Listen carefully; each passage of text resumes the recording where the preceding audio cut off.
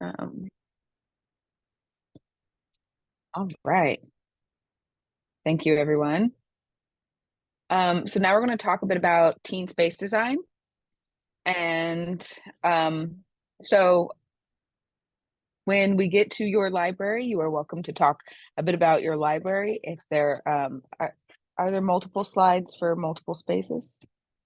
So, or I mean, like, I should say that better. Are all the pictures of one space on one slide, or just you can prompt me to cue your next slide if need be. Because Jessica designed this beautifully, but I'm running it. So, okay. So first off, I will start and talk um, a bit about our San Jose Public Library space, specifically King Library and Teen HQ. So we are in the Dr. Martin Luther King Jr. Library in downtown San Jose.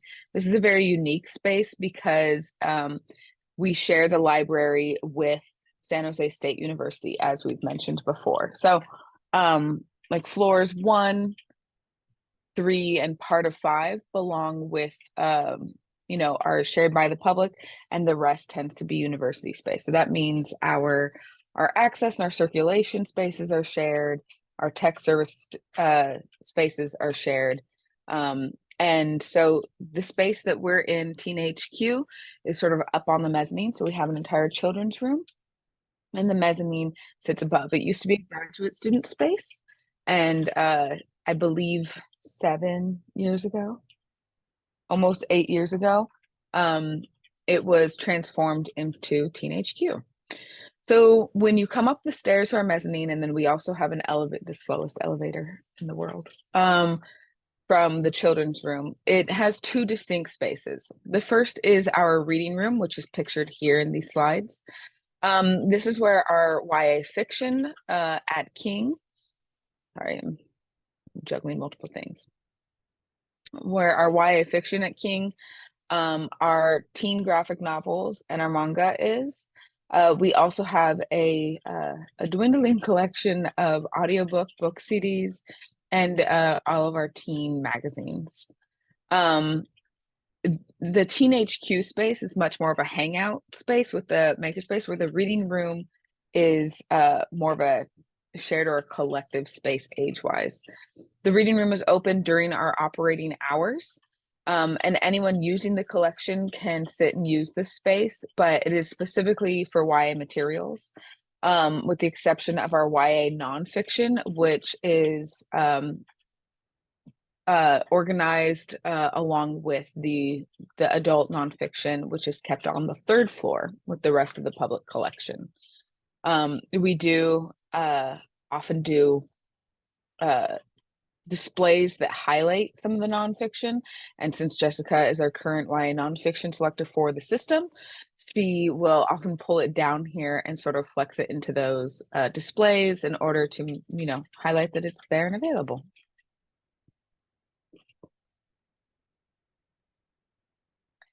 So then you round the corner and you are in our Teen HQ space. And this is our space. Has more limited hours than the reading room. It opens at 2 o'clock on weekdays, and it is a full operational hours on Saturdays and Sundays when we're open. This space is where we limit the age. It's exclusive to middle and high school aged people. When the space is open, there is a staff member on desk to assist with checking out and using the video game consoles, and this is where we do a majority of our teen programming here at King Library. It's much more modular space. You can kind of move the stuff around. It has some really fun seating that we just recently updated, some booth style seating that you can kind of shift and move around. You can basically clear out all the tables and chairs and have a nice big open space if you want to have like a dance party or something like that. But our most popular items are our sort of our gamer lounge. We have 3 big TVs in the space, and that's where the students and teens can check out gaming consoles. and an Oculus Quest 2 for in-house use. And then we also have a recording studio, which it might be kind of hard to see, but it's this big fuzzy gray box in the corner. And then we have our library computers, most of which are iMacs that were donated through the Apple Grant Program. And in the very back of the space, we have our makerspace, which was recently expanded to accommodate additional equipment for teens to use. So this is our makerspace. As I mentioned, it was recently expanded. It used to take over, I don't know if you can kind of see in the pictures, but there's just sort of like this blue floor. It used to be just that blue floor, but we expanded it out to basically take up the whole back area of the mezzanine. And in this space, it has a bunch of craft supplies. It has two Lulzbot Taz Pro 3D printers. It has a large format poster printer, a Glowforge laser cutter. We have two sewing machines, a serger, and then that back corner, we've monopolized the green paint that was there, and we've turned it into sort of a green screen recording, video recording sort of studio. In addition, we also have different craft supplies, button makers, where you can kind of be creative. Teen programming happens in the Teenage Q hangout space that I showed before, but also this maker space. In order to utilize the equipment right now, just due to staffing as well as understanding training and safety concerns, the makerspace is operational through programming opportunities in the library, meaning Jessica or Ebony or Holly, any one of our teen librarians, they develop a program and host it, and that's when that space use is available for our teens. Do we have Jessica here? I haven't seen her. I will talk about West Valley then. Though she asked that we not record this section, so hold on. Okay, one moment. The library's in now. Oh, the building that the library is in now is about, I want to say 27 years old, and plans for a redesign were started almost immediately. So when I came in 13 years ago, the plans to expand the library and create a new teens space had already been put forth and approved by all the stakeholders. So it was already in process when I started 13 years ago. And initially they were going to build a second floor and have the teen room on the second floor. And that was, there was a floor plan, it was all designed. But things changed in the meantime. So when I initially started, I was working with teens to get their feedback and to design teen spaces. And we've gone through a lot of different iterations. We didn't actually break ground on the expansion until 2018. And then, or maybe it was 19, I'm trying to remember now, but anyway, it was right before the pandemic. So when the library closed to the public for the lockdown, we were sort of concurrently closed for the expansion. So we ended up being closed to the public for like 2 years and just sort of slowly reopening. But the whole library didn't reopen again until fall of 2022.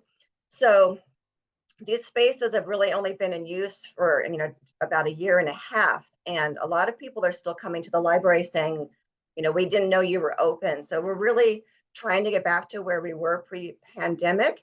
But the space we ended up getting for the teen room was a pre-existing space that was just repurposed for teens. So it's not what the original plan was to have a new teen space.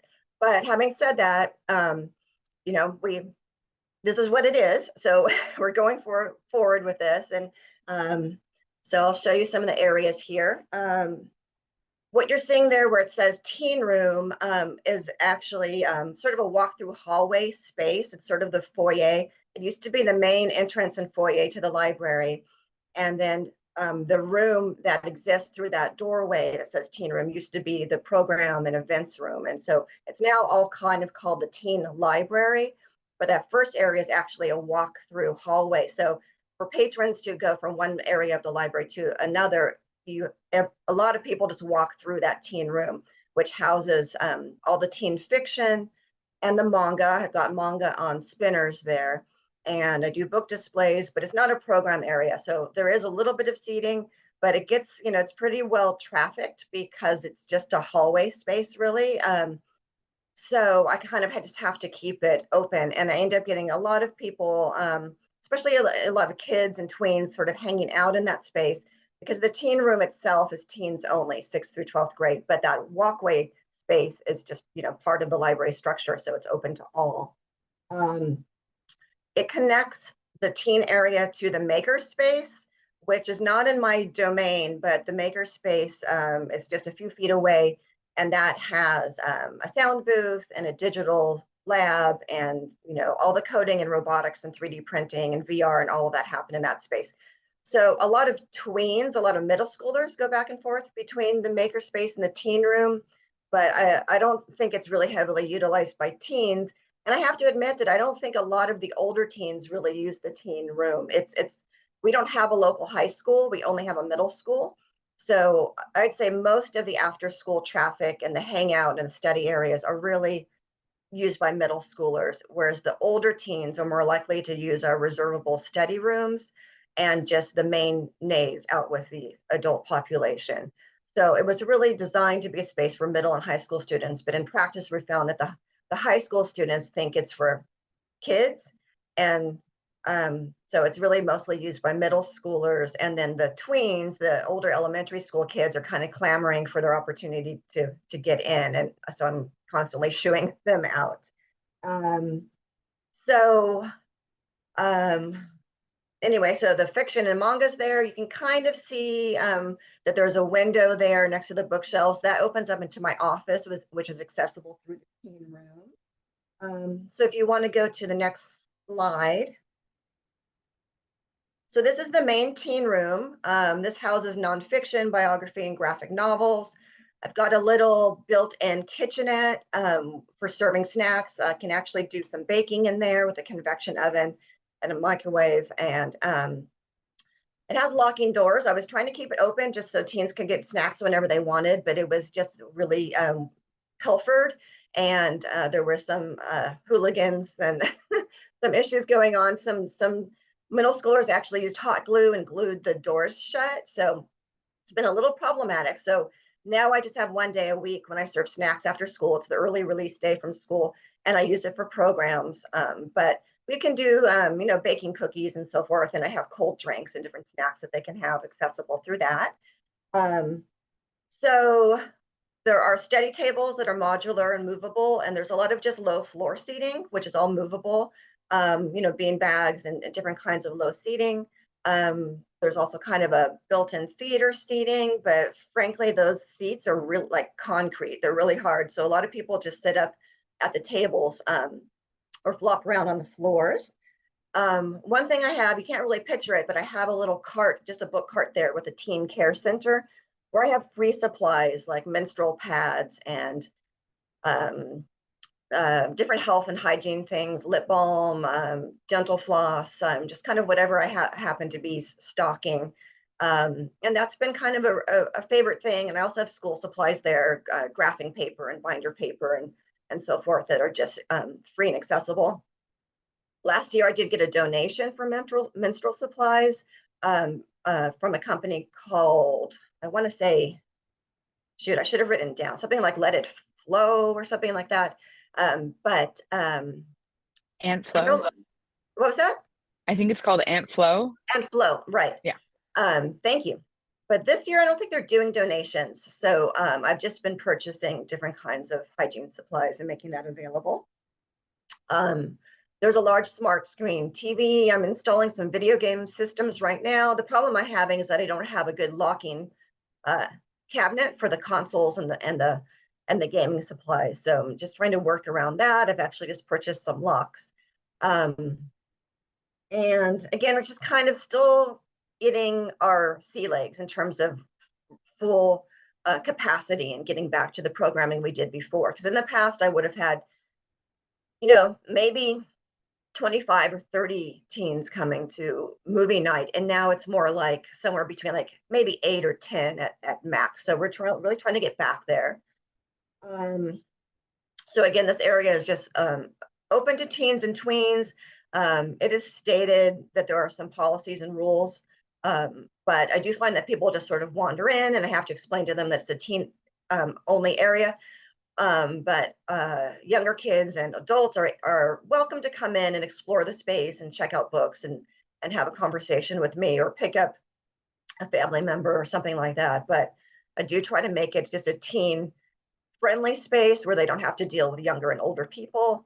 But the flip side of that is that I want the room to be in use during the day. So sometimes I open it up to adult groups or different groups. And I'm really trying to welcome homeschoolers and different homeschool groups in to use the space during the day. And so far I haven't made a lot of traction, but it's a great space and I really don't want to see it underutilized. So I'm hoping to get in some community groups to use the space in the daytime before school lets out. Pardon me. Next slide, please. I have a little bit of a scratchy throat, so bear with me. So this is the teen workshop, which was designed as an arts and crafts space. You see there's a butcher block table, stools. I do have a sewing machine, which I do have to keep under lock and key, but I'm hoping to be able to bring it out and make it available for teens. The space is really a kind of a DIY craft and project space, but we have had some instructor-led programs like sewing and painting and different classes in there. And it also opens up to the teen garden on the patio, which I've talked about as being a community service project for teens. That was a nice picture in the summer before the heavy rains kind of knocked everything out. And well, so like I said, we did have a grant for that, and we've planted vegetables and pollinators, and we're trying to bring in some master gardeners to do some demonstrations and different activities in the garden there. And you can kind of see in the workshop there's a big cabinet.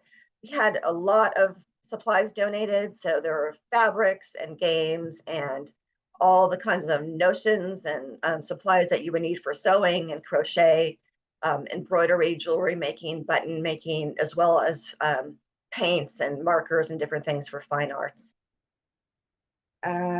Also, there's a guitar. I was hoping to have a musical instrument collection. That didn't really happen, but I do have a guitar that teens will come in and play, an acoustic guitar. And I think that's it. I didn't really plan to talk about my likes or dislikes or what's working or not working, because it's still kind of getting used to the space. So we'll see how it evolves over time.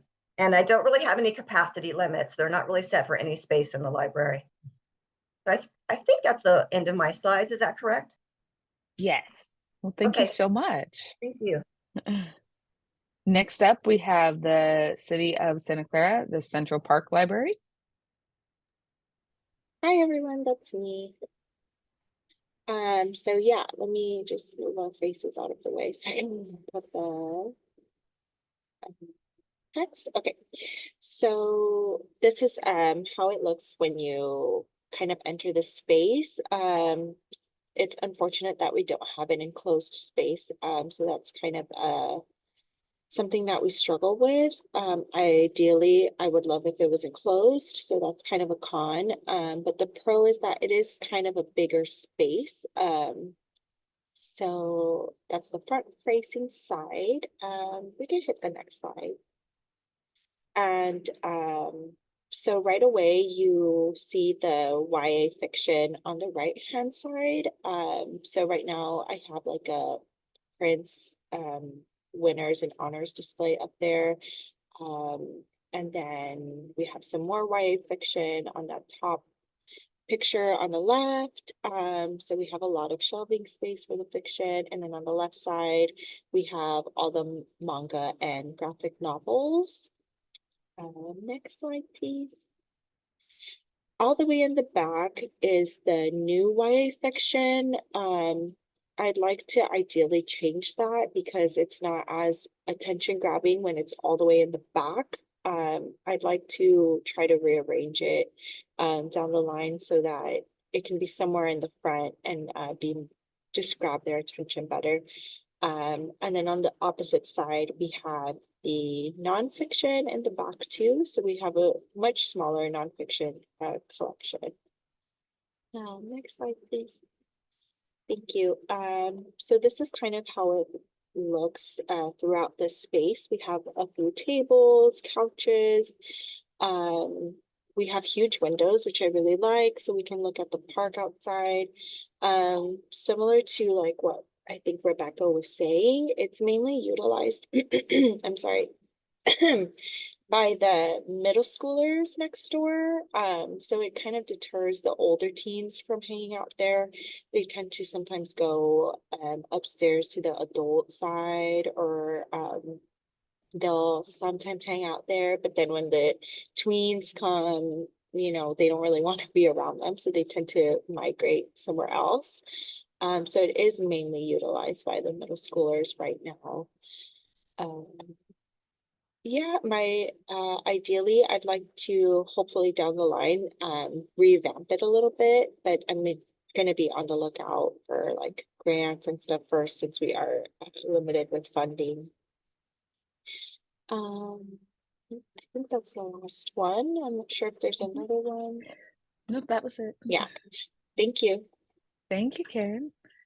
All right, next up is the San Francisco Public Library and the mix. All right, thank you.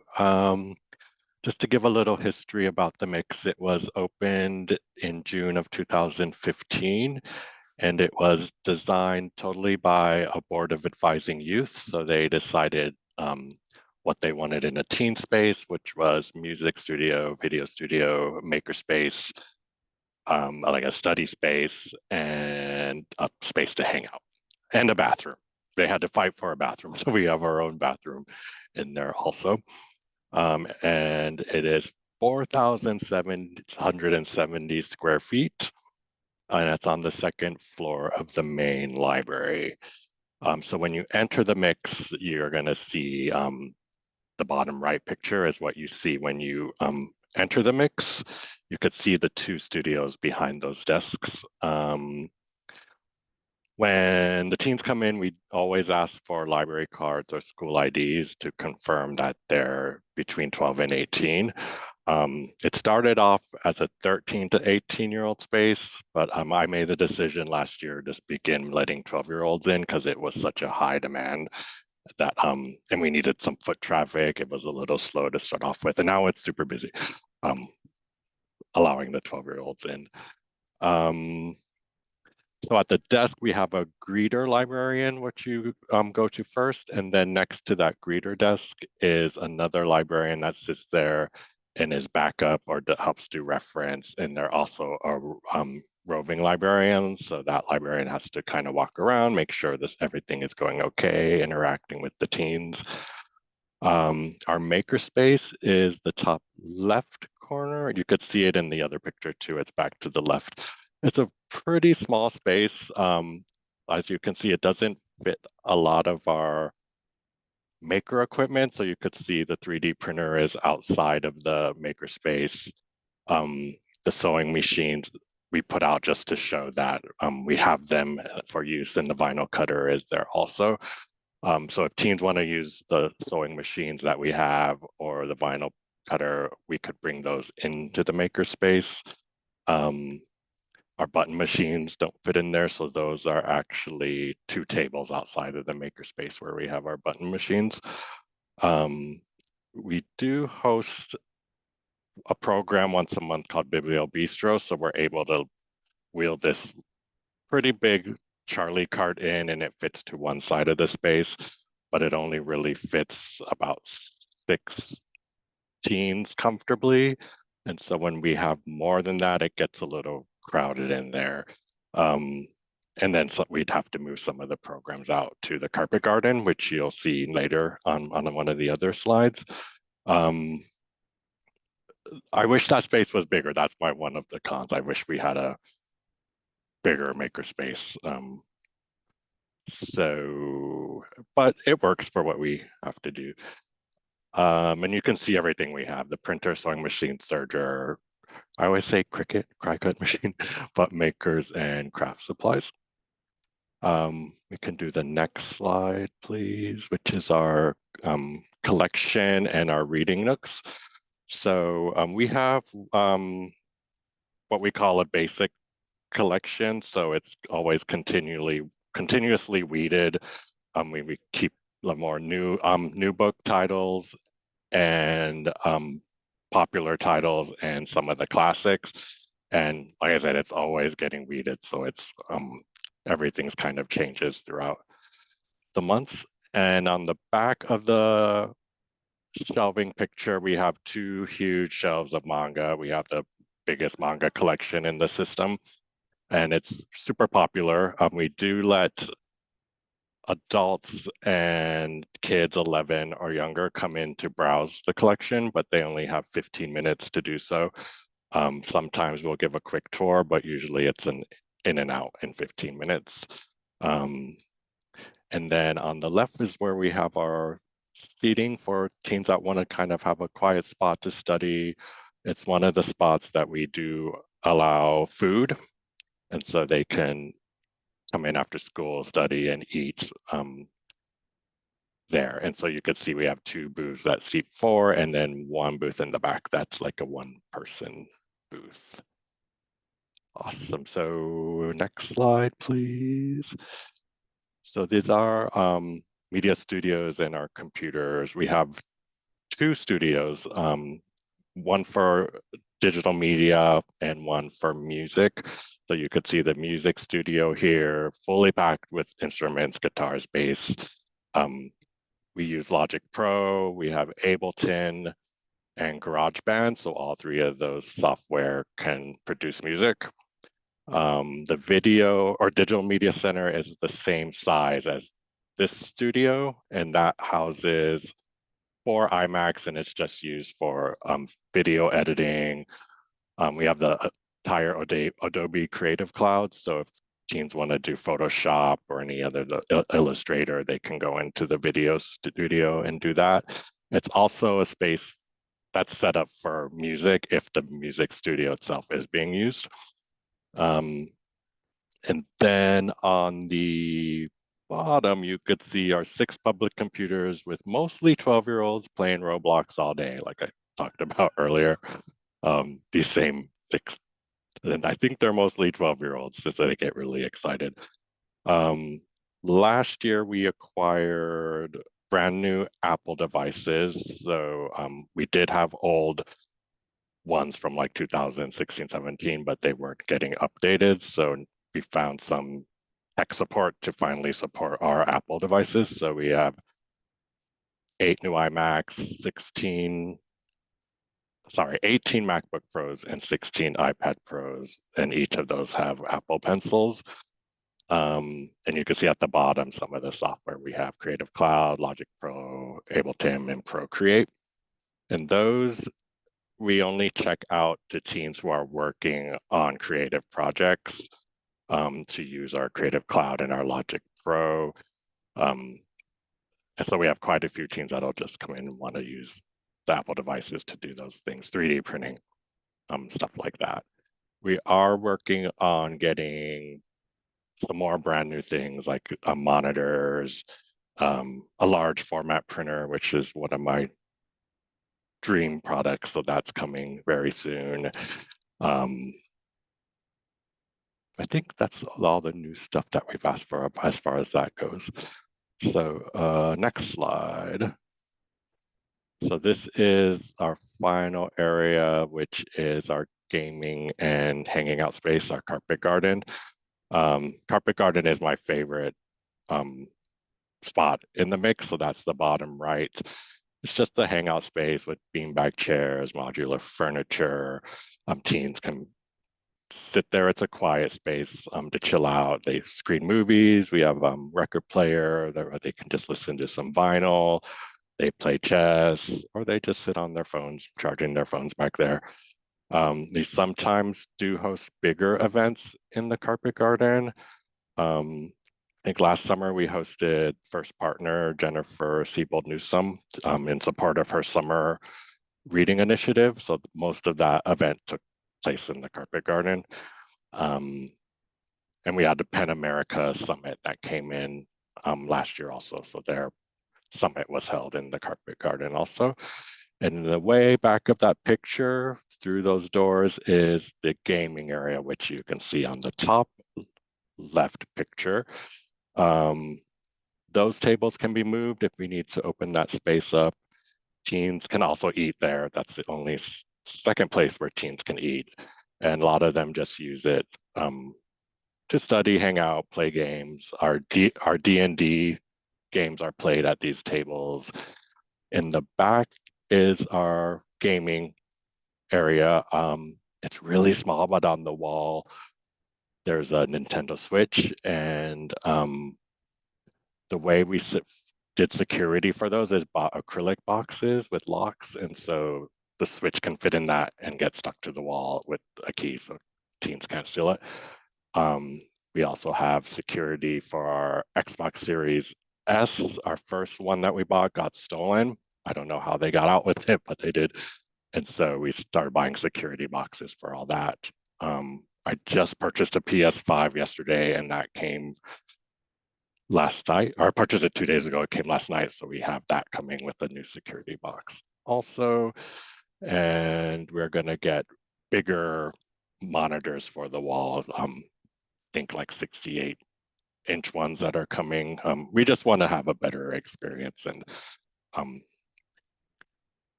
brand new stuff. We just want to like freshen up the space. What else? I think that's about it. I just want to like say, oh, we can hold up to 100 people that we've had in there throughout the space.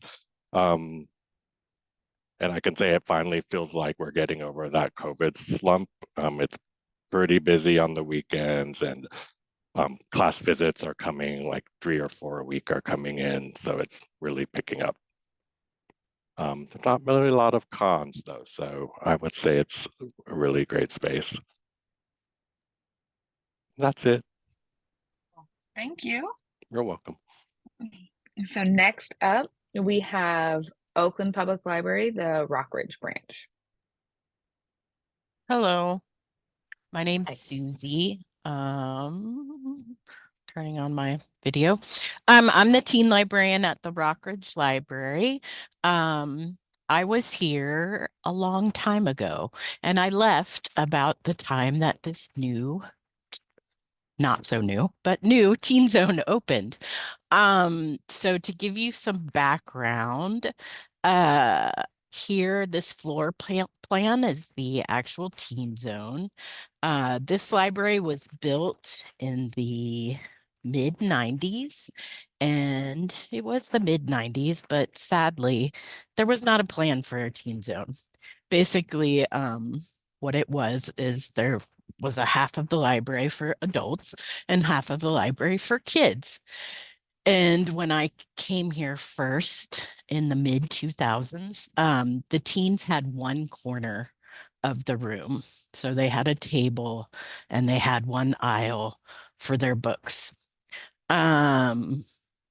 It was just out in the open with everything. I don't know if you've been to Rockridge, but it's kind of an acoustical nightmare. It's very tall ceilings. There's a gallery. There's a lot of open space. So needless to say, there was a lot of tension that was happening in the mid to late 90s.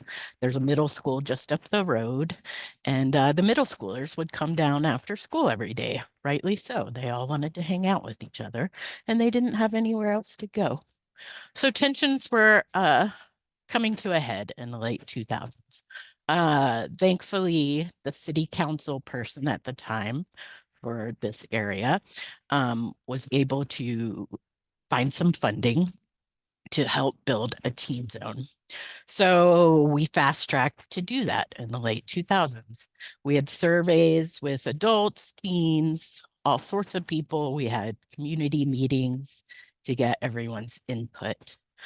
Where the teen zone is now is one of the only areas on the main floor that has a lower ceiling. I'd say it's about 8 feet tall. So it's it's cozy in there. I kind of think of it as like a rec room teen zone. um, so what was in there in the past was the adult computer lab. So we moved the adult computer lab to where the AV was because, of course, already by then AV was becoming smaller and smaller and it didn't need that much space. So construction, a lot of planning happened for about 2-3 years. Construction began in 2011 and the teen zone opened in November of 2011, right in time for me to move to another branch. So um, I didn't experience it much until I came back. So the plan with the teen zone is to have has two sides. So in the floor plan up above, you can kind of see where there's these two doors between the two sides, and there are two entrances. Um, this first entrance on the right, it's by the adult reference desk, and that's the main entrance everybody goes in. And then there's another entrance towards what I think of as the back of the teen zone. So further away from the entrance in the adult reference, there's another door. And so there's doors in between the two sides because initially what we were hearing from teens is that they wanted a place to study as well as a place to hang out. I will say that being back at Rockridge and seeing how it's actually being used after school, it's just a place to hang out. There's not really studying happening. Some of the young people will totally get into their own bubble and sit in the comfy chairs and like read. During the school day, we do have some older teens come down. Maybe they have a free period, not my business, but they come down and they will study or they'll play Monopoly. They seem to really love Monopoly, this one group. It's quite cute. So in this room, I'd say one huge con to me is there's just not enough shelves for the collection. So moving into this, I know I was here at that point. A lot of materials had to be withdrawn. Not all the materials that are specifically for teens fit in this room. So in this back corner, and this is a really old photo because I see Demi Lovato over there and a really old picture of yeah, anyway, old photo. That is where the nonfiction is, and it's just that one bay of shelves, and it's super dark over there. It's depressing. So hopefully in the future we can get better lighting for that. And then you have fiction, and also because of the space issue, the bookshelves go way tall up. I'd say I'm horrible at measurements. There may be 8 feet tall. So I can't reach the top shelf. Young people can't reach the top shelf. That's kind of a con. So what's in the teen zone is nonfiction, a very small nonfiction collection. Like I said, there's fiction, there's manga, there's graphic novels, and there's video games. None of the test books, prep books, or career books, not very many of the career books are in here. And there's very small Spanish YA collection that's also out on the floor with adult materials. Same with AV, that's interfiled with the adult materials, but I find that teens don't really check out DVDs or CDs anymore. Looking back at my notes, was there anything else I wanted to say about the background of getting this built? Oh, I did want to point out the space where they used to have in the little corner, no joke, it was half the size of one of the public restrooms in the library. So very sad. They really needed this space. I guess let's go to the next slide, please. Thank you. So as I was saying, there's two halves of the teen zone. This picture up here with the teens on the public internet computers, that's to me the main room where you first come in. It's a little larger than the back half. The back half has this built-in couch, and you see two more computers over there. supposedly the fire department says that 80 people could fit in here. I'd be really scared if I saw 80 people in there. I'd say more comfortably, maybe 40. Um, Interestingly, when this first opened, there was no thought really to ventilation or the fact that our building does not have air conditioning. So really quickly we realized something needed to be done because that enclosed space with a bunch of young people in it, it was hot and smelly. So it's one of the only areas in the Rockridge Library that has air conditioning. I thought that that would lead to a lot of tension with adults wanting to be in that area. But so far I haven't experienced that since I've been back. And we do not allow adults in there at any time of the day, which can be hard during the school day when hardly anyone's in there. But most of the adults seem to get it and they understand that it's for teens only. Let's see. This side, this far side, is where we often have pop-up programs. So where those two tables are, we'll bring down craft supplies as requested. And that big white screen, the curtain, we're playing with doing video games or a weekly movie on that. Right before Christmas, we had a horrible leak and so the teen zone just recently was reopened. When school came back in, there's no carpet on the floor anymore. It's concrete. It looks kind of cool, distressed. But the plan is to put carpet back in for sound reasons. Um, I'm a little on the fence about these glass walls. I feel like it kind of lends an aquarium sort of feel, like, oh, look, what are the teens doing? Um, but it works for sight lines and it muffles the sound usually. Um, what else about that? Next screen, I guess. We have a teen comfort cabinet, which I know some of the other locations around us do as well. We have this art wall. It's such a small area of shelving, it just doesn't really make sense for us to put any part of the collection over there. So it works nice for teen created art. Here's some more teen created art. We have our teen opportunities flyers here. Teens can request games. We have a ton of games. And like I said, Monopoly and Clue seem to have like a resurgence lately. I showed you the TV screen, which was the curtain. Yeah, I think that's it. I don't think I have another screen, do I? No, I don't. Does anyone have any questions for me about Rockridge? Actually, we have two more spaces to talk about. Sorry. No. Angela sent us some stuff this morning that I did not get a chance to look at, and I totally missed Tiffany. So my biggest apologies to Tiffany.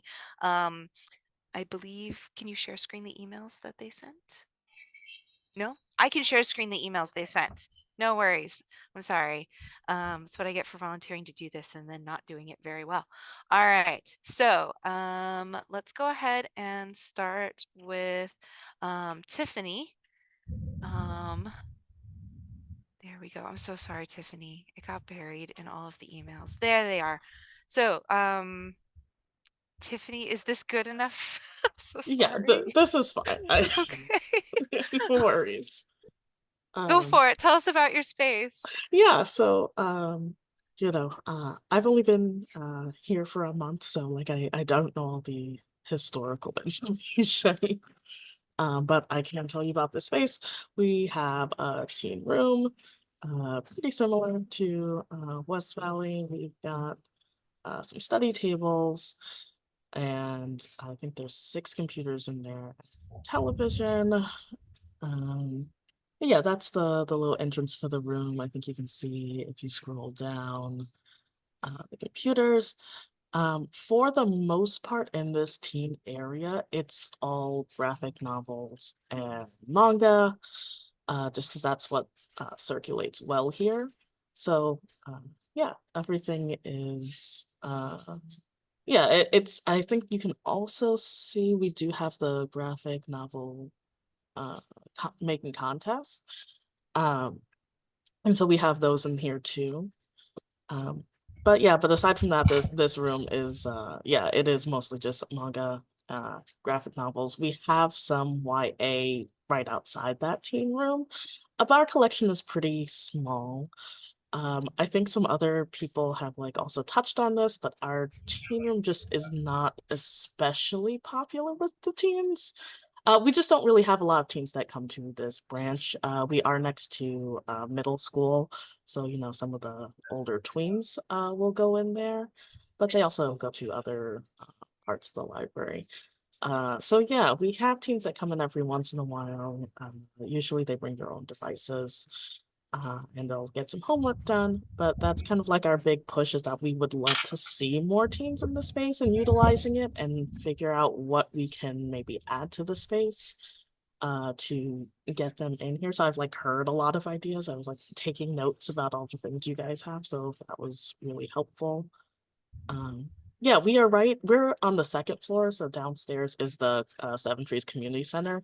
So I think a lot of teams do use that, and you know, they can be louder down there. They can, you know, just do some different things down there. So I think that's part of it is to get them to go out of their way to come upstairs.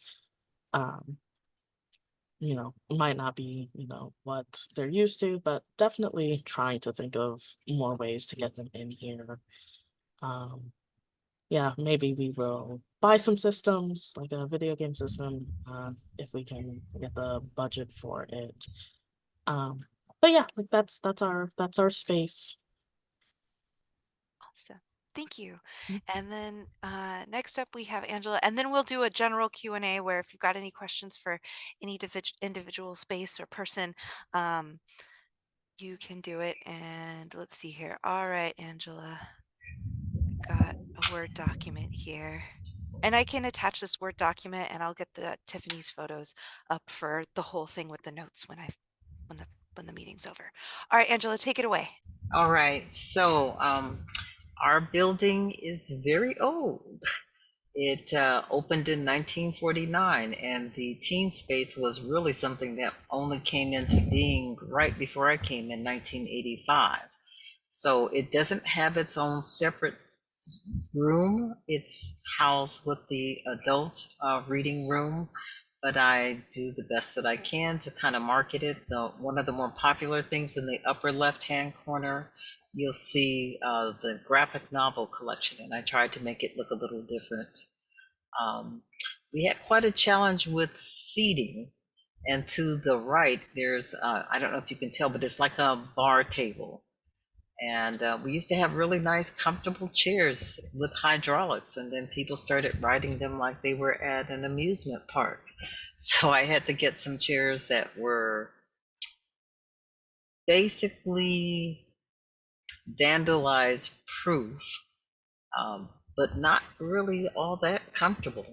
And as you can see in the bottom right-hand corner, that's the top of the bar table. And there used to be computers over there, but now it seems that more people are interested in bringing their own laptops and plugging in and charging multiple devices at the same time. So that's what that is. The collection is fiction and nonfiction. To the left, bottom left, you'll see what the area looks like. And just like Susie, we have horrible acoustic ceilings where everything can be heard from every part of the room, just about. I didn't put it in here, but there is a separate collection for testing materials for college, for AP classes, things of that nature. So hopefully when our new space comes in, and I wish we could have, like, you know, separate area, desk area for the librarian to be, but I don't think we're gonna get that. I don't think we're gonna get a separate enclosed area, but there's a couple of options they're discussing. One of which is having the teen space be on the mezzanine, because some people just go up there because they want to be away from the noise, they want to be away from other people and what have you. So that's one possible design that we're looking at. We don't have televisions, we don't have gaming systems, except for one of the branch libraries. So there's lots of possibilities on the horizon, which is why I was really interested in attending this meeting and listening to what everyone else is doing. And that's the end.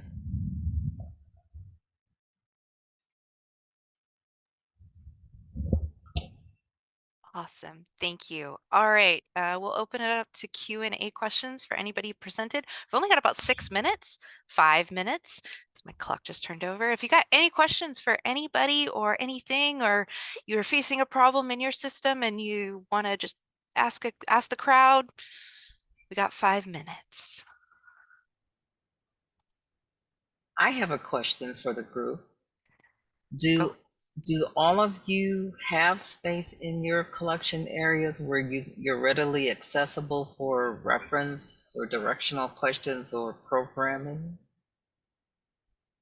Like a community board space? Is that what you're? No, I mean, is it actually staffed? Separate from adults and children's? Is it staffed separately? Does it have a staff desk for a teen library? Technically, we do here at San Jose Public Library Teen HQ, but it is limited. It is only when our hangout space is open, and we so rarely get reference questions. Every once in a while, I get like, I need to find a book, but the teens are usually just there to check items out and hang out in the space and do the programming. But I know for the rest of San Jose Public Library, we do not have a teen desk. We have a general information desk, but that's San Jose Public Library. Nicole, you have your hand up?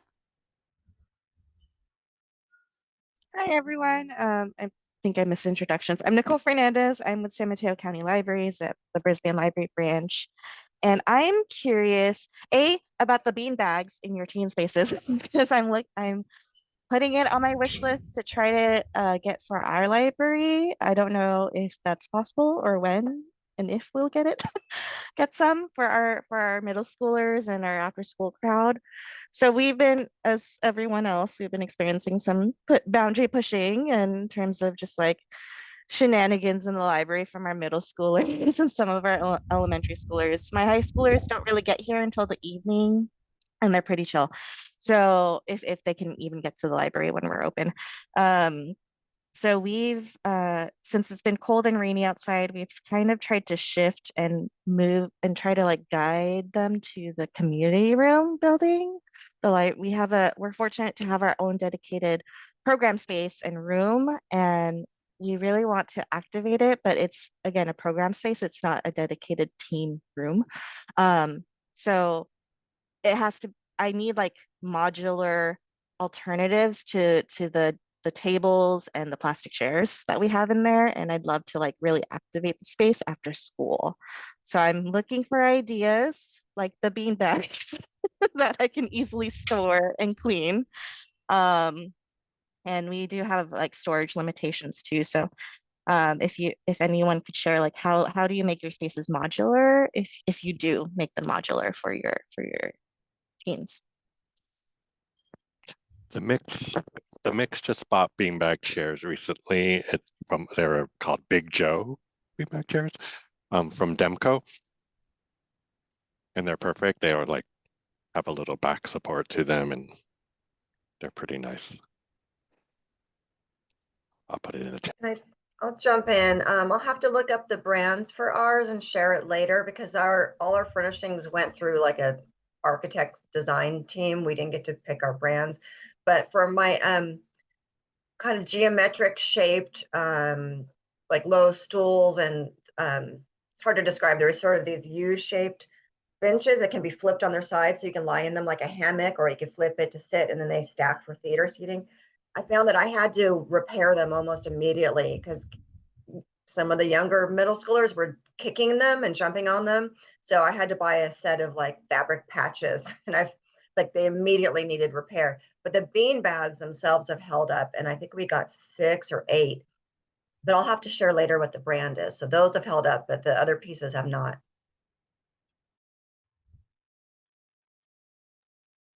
I heard a few people mention having musical instruments, and sometimes those were in like recording studio spaces.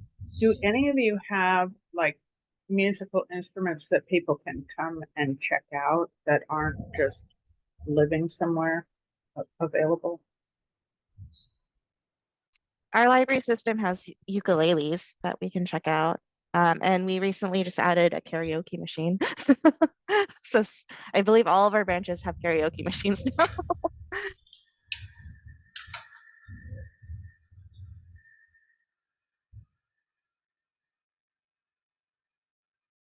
There was a quick question in the chat from Ariana.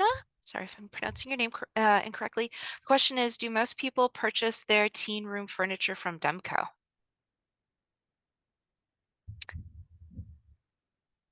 I honestly don't know because I wasn't here when they picked all the furniture out. I just know when it arrived and I didn't pay attention to the shipping label. Sorry. I do know Demco has a lot of furniture, and it's usually the first place I go look if I need ideas. I haven't been able to buy anything new while I've been here, but it gives me ideas of what I'm looking for and price ranges. But then once we've picked something, it usually leaves my hands and goes to facilities, and there's like a purchase order thing, and the city gets involved. And basically, I don't actually know if I get what I wanted, and something shows up later. Cool. Thanks for all the answers. We also have a teen room at Alameda, but it's very underutilized. I think the teens, especially like the older ones, prefer the private study rooms. So we're in the process of trying to figure out how we can change that room so that the teens would want to go in there. So I've been looking through the Dimco magazine, but it's still kind of hard to get a sense of like what the furniture will look like. So it's been great seeing everybody's rooms. It's very inspiring. Glad it's been useful. If anybody mentioned anything that they want to include in the notes for later, please email them to me. I'll put my email in the chat, but you can also check the, you can also just email the BAYA account. I finally put the BAYA account on my phone, so I'm much better about checking the BAYA email because it's literally I get a notification. I'm like, oh, I'll go check it. Hopefully I get back to you within 24 hours. But yeah, all right. So we're officially slightly behind schedule. I don't know if this has happened for us in a while. So I'm gonna go ahead and let us go to break. We'll take a full 10-minute break so that everybody gets a chance to like walk away from their computer, do what they need to do. And we'll come back at 11:13. 11:13. And I will hang out and try to catch up on the notes. Thanks to everybody who presented, and I'm so sorry to Tiffany, and thanks to Angela who also sent us stuff. So yes, we're all good. And then I'm going to turn off the recording because we're done for all recordings for the rest of today's session. So yeah, thanks to everybody who presented.